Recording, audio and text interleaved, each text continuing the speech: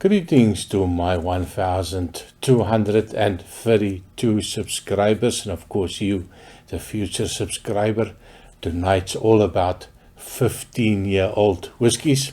Now, of course, I did pour myself a nice 15-year-old, well, a little bit of a controversial one. A lot of people were not happy that I did not give it a fantastic review.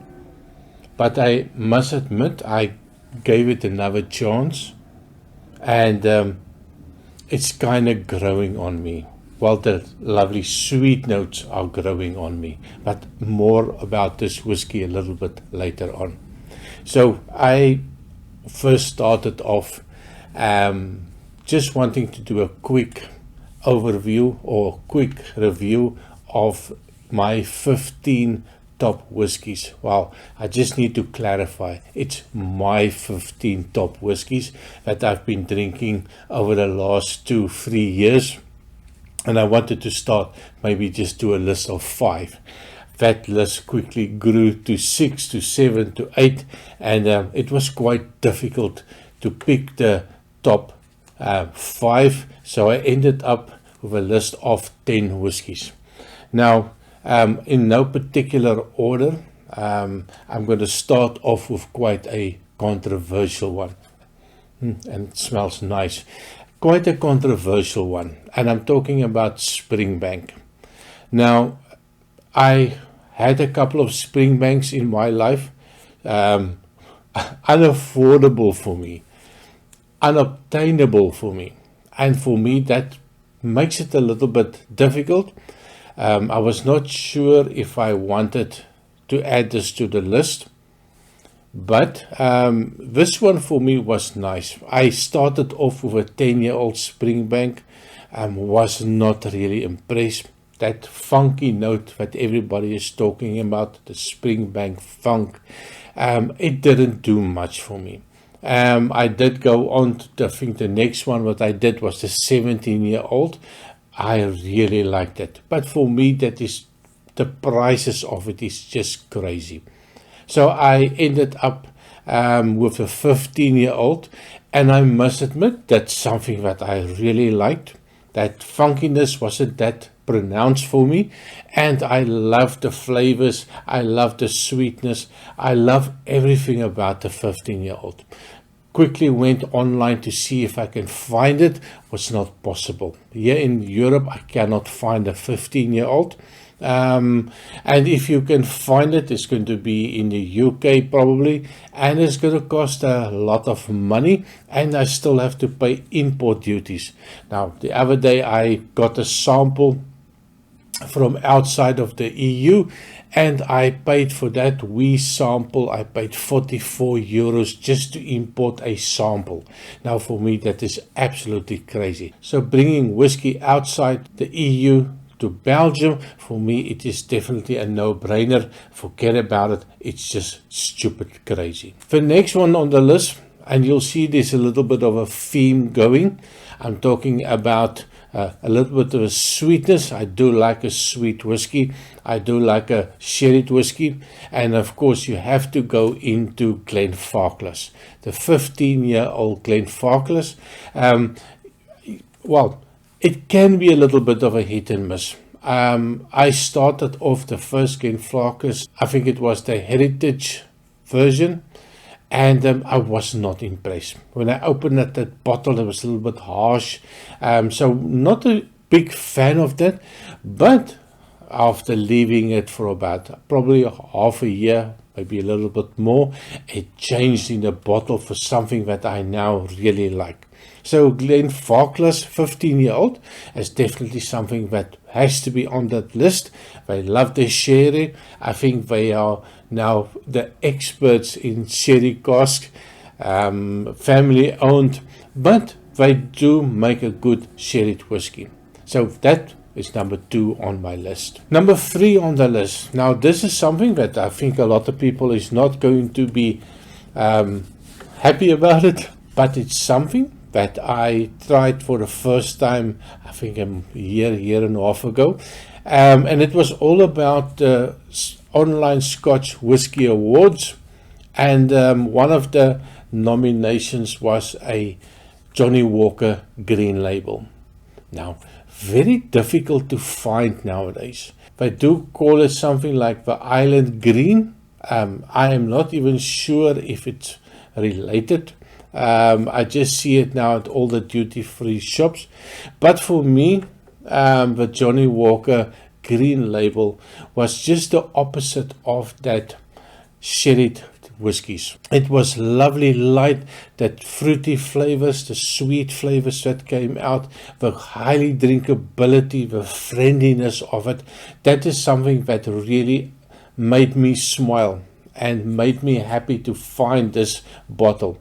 Now, unfortunately, it seems like I cannot get another bottle. So if you see a bottle of Green Label, give it a try and send me a link or give me a comment to see how much did you pay for it, where can I find it, and of course, tell me what is your opinion on it. Number 4 on my list. Now that is something that I think it really started off my whiskey YouTube reviews. I got an email from Glencadam,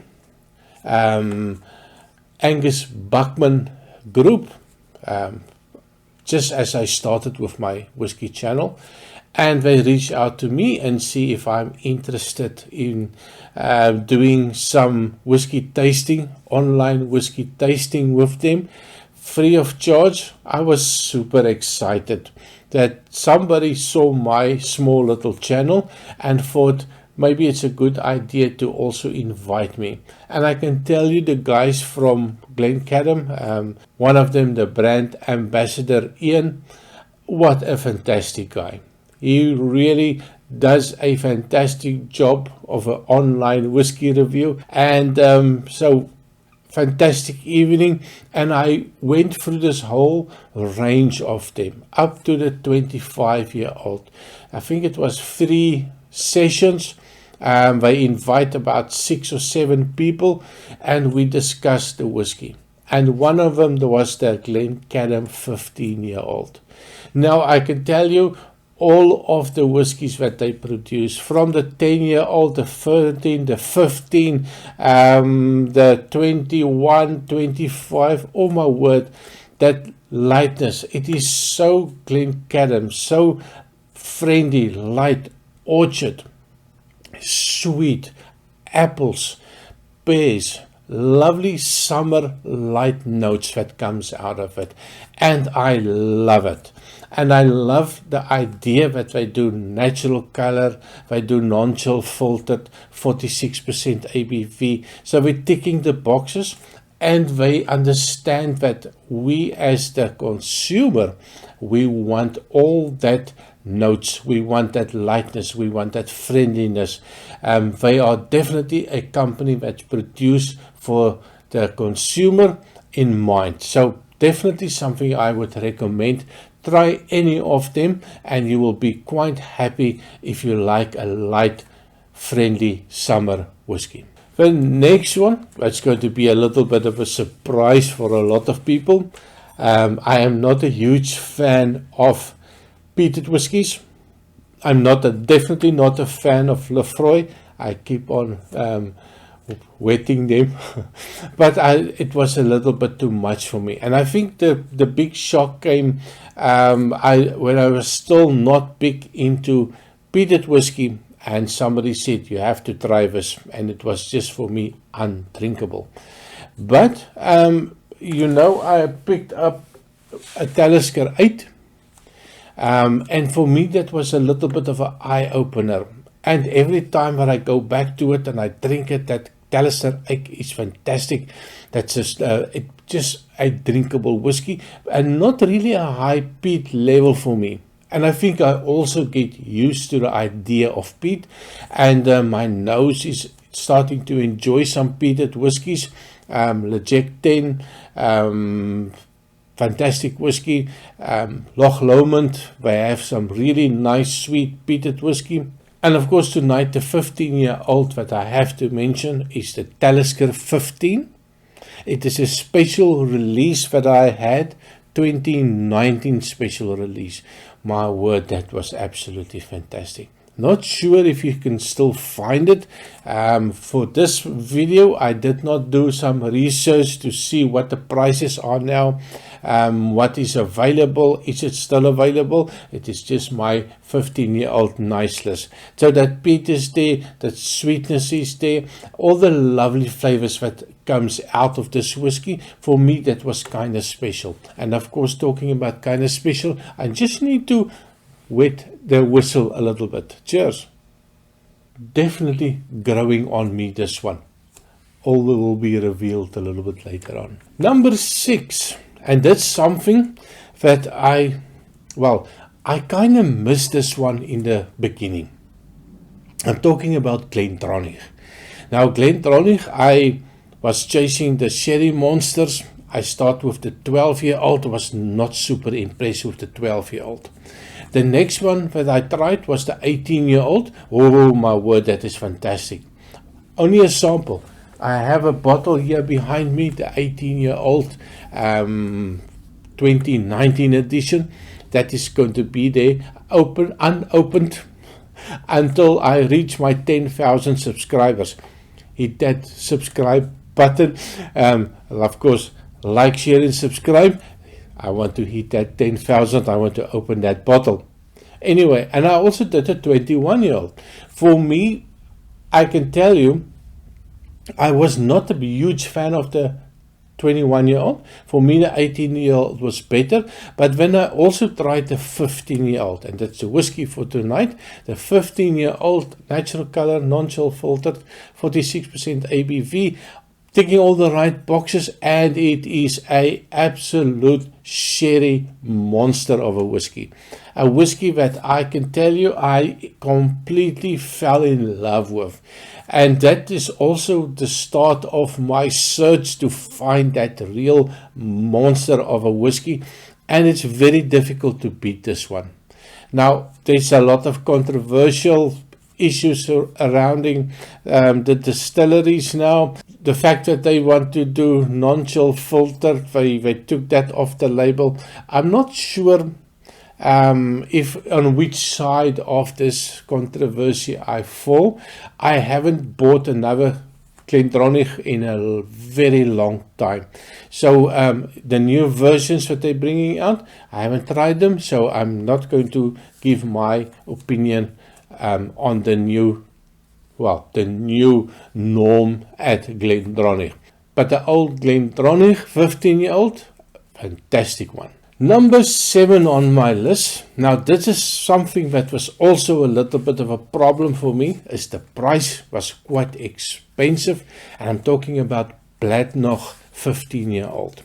Now, it is the Adela, 15-year-old Adela, and loved it.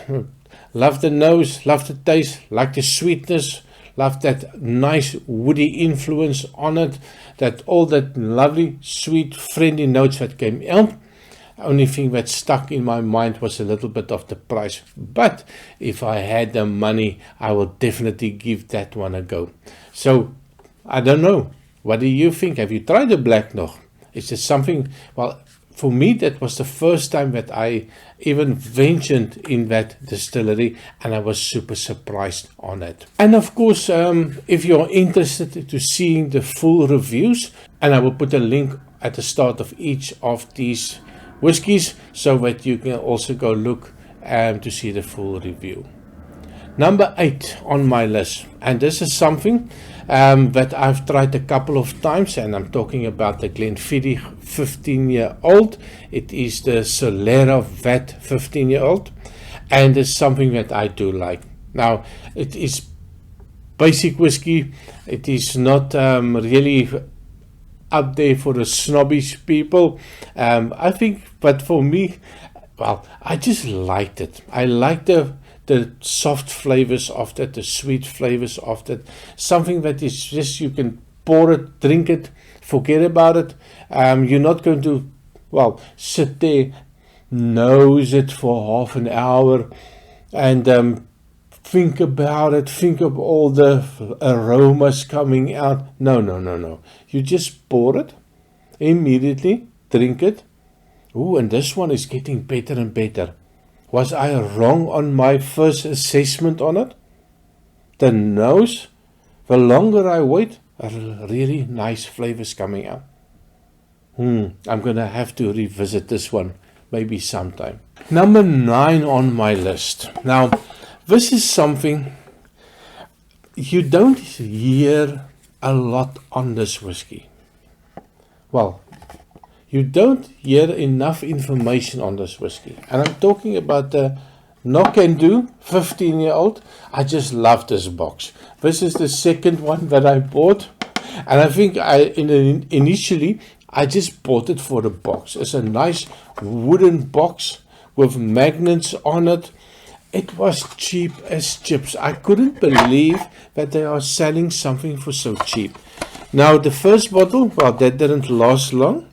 A lot of oakiness, a lot of woodiness, but also a nice 15-year-old. And it is distilled in 2003, 43% ABV, richly matured, single malt Scotch whiskey, Knock and Do. I did like this one. So friendly as well as hell, drinkable as hell. And of course, one of those ones that is not pretentious, that they are not trying to make a lot of money out of us. And I think that is what I like. That is, you buy it, normal, great price. It's not a hypey, over expensive whiskey. So definitely one that I would recommend for you as well to try. Sorry about the noise. And of course the last one, I have to bring it in. And of course I am a little bit of a nut when it comes to Macallan. I've missed so many opportunities. When I started this journey of reviewing whiskey, I had an opportunity to buy an 18-year-old sherry cask for, I think it was 94 euro, and I thought to myself, are you crazy? That is a hell of a lot of money. That's not something that I'm willing to pay. Well, if I had a crystal ball, I would definitely bought a couple of them. Crazy expensive nowadays. But I'm talking about the 15-year-old, and still unopened. And I'm also waiting for a nice opportunity to give this one a go. As you can see, bought this in Zanzibar, in Tanzania, on the island. Damn it, I got a good price. A very small little shop. This thing was covered in dust. They had it, they must have had it there for 5-6 years already. And so I asked the guy about the price. I googled it, checked online, and I realized to myself, this guy bought it a long time ago, and the prices were still, well, very affordable. So I could not resist. I actually went there 2 months ago, maybe a little bit less, and they had some new bottles there, still at the same price. Don't know how they do it, but of course, yeah, it is real. It is sealed, 15-year-old double cask, and of course, sherry monster, and well, maybe not a monster. Fortunately, this is because it comes from Johannesburg. I did ask the guy, and they are selling it at the 43% ABV. So quite an interesting one. While I know a lot of people don't like the Macallans, the pretentiousness, the snobbiness, well, I do like them. So that is my list of my 10 top 15-year-old whiskies. What is your opinion? What 15-year-old would you add to this list? So please remember to like and subscribe. Put a comment. Tell me what is your preference with regards to 15-year-old. And of course, the one that I had in a glass, well, this is the Speyburn 15-year-old. I will also put a link on my review. I was not super impressed with that one. But, yeah, I'm still not super impressed with this one. 2-3 minutes ago. The nose was really, really nice and sweet. And from there it went downhill. It's got a little bit of a funky note coming out, which I didn't notice. There's a more woodiness that comes out. It's a little bit of an off-putting smell, like something is going off. If I do agitate it a little bit, it just livens up a little bit. So 15-year-old, so the 15-year-old Speyburn, still not my favorite one, but I can see why people like it. So thank you very much for watching, and I see you next time. Cheers!